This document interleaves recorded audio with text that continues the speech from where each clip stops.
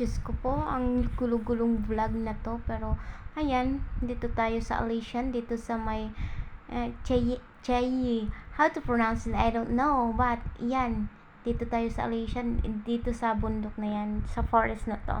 So, they have the local train. Yan na po, yung old train nila. Ayan, kung sa baba kasi, and doon pataas, yan yung train para hindi na mahirapan yung mga hikers pa. And of course, hindi yan libre. May bayad. And 130, I think so, from the jump off from the starting point to the top.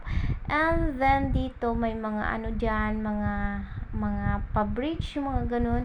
So, ang gulo lang ng ko dyan kasi nagmamadali ako kasi may kasunod ako, nahihiya naman ako na pangalan nito magtagal, and then makitid yung daanan, kaya kailangan kong bilisan yung galaw kasi may mga tao dito sa likod ko.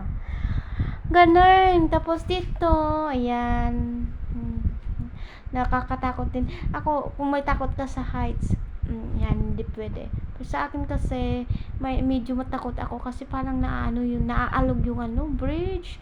Kasi siguro sa dami ng nakapangalan nito, dumadaan.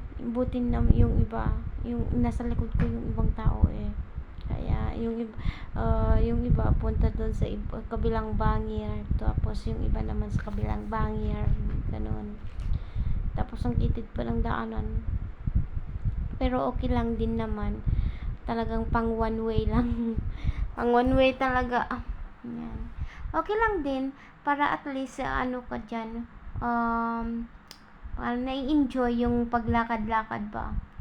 Hindi ko na ako nakapag-vlog from yung the moment yung ini-start ko talaga to. Kasi ang pagod.